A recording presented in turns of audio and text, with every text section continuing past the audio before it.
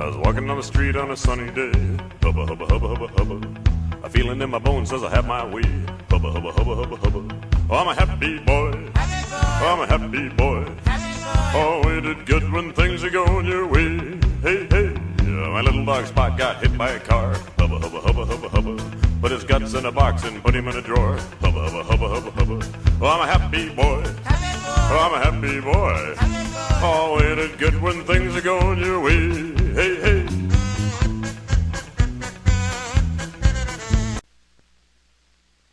Kenner presents new alien action figure.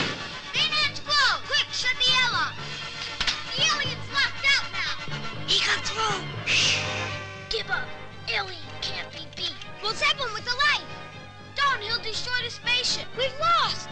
Better find another ship! Let's try the kitchen! Another triumph for Alien!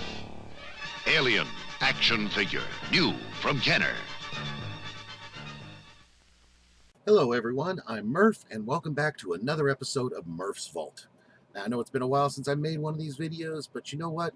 It's a cold December morning, it snowed a couple days ago, the snow's still melting, it's kind of a lazy day, and thought, you know what? I gotta get back off my ass and start making some more of these videos. So, I thought I would talk about a toy from my childhood. Let's start off by talking about a movie that came out. In 1979, the movie Alien was released in the movie theaters. It was made by Ridley Scott, and it became an instant success, beginning the pathway to the franchise that we all know and love today. Well, because of its success, Kenner Toys, who was still riding high in 1979 off the success of the Star Wars toy line, licensed the rights to make toys to the Alien movie. Now, at first that might sound good, okay, at the time, especially in those early years. Let's not look back, with 2020 vision here, but let's look at the time.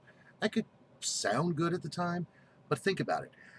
Alien was a rated R movie made for adults. Toys are made for children. It's kind of a disconnect there, but they didn't realize that at the time. So anyway, they decided to go with it, hoping that they would be just as successful as Star Wars. One of the first toys that they made was, I got it right here, the 18-inch Alien doll, or figure. This thing's creepy as hell, isn't it? Anyway, this was released in the toy stores, and believe it or not, it actually didn't sell very well. Now, I don't remember seeing myself as a child, but I've heard stories on the internet that even as long as 2 years later, this was found in clearance aisles for a quarter of the price it originally sold for. I remember I was in second grade at the time. I had heard about the movie from my kids, from my friends, and that kids, yeah, I didn't have kids in second grade, but anyway, I had heard about the movie from my friends. And I had heard about the toy coming out, and I remember begging my mom, "Mom, this is a cool toy, please get it me for Christmas." She ended up getting me for Christmas that year. She said she remember going to the toy store and didn't know what it was, asked one of the employees there, and they pointed at it. She was like, "That ugly thing?" Anyway, yes, this ugly thing. So this thing's about 18 inches tall. There's some points of articulation on it. It can move at the arms. It can move at the legs. The tail actually moves too. I'm kind of careful with that. I'll explain that later. And that's it. The head doesn't move at all. What we got the arms, and my limbs are kind of loose here, but we got the arms that are attached with a kind of like a rubber band type thing in the center here, so it can give it this grasping type of motion. Like I said, mine's coming loose. I may have to fix that. There are YouTube videos that can tell you how to fix that to make the arms tighter. My tail is still on, very good. This tail is held on inside the body with a metal clip. A lot of times through play and wear over time, that clip will become loose. However, once again, there are YouTube videos out there that can show you what screws to undo to open this up and to tighten up that clip. So you can do that very easily. You notice it has the back spines on here. These four are actually one plastic piece that is underneath inside the main body. They don't break off too easily, but if you're looking for one of these loose, you want to be aware that there's four of these spines here, and you want to make sure they're on good. This top fifth spine right here, very often you find broken off. It was just one that had a plastic clip that clipped into the hole, and like I said, a lot of times it's broken, and it won't be there. This one was actually broken. It has been glued into place. And sealed into place there. To me, that doesn't affect the value or the condition because you can't tell. and you know it is complete. So, and it's nothing you remove, so I really don't care, and you can't tell by looking at it. Another really cool feature this thing had, notice the chrome jaws. There's a button on the back of the head.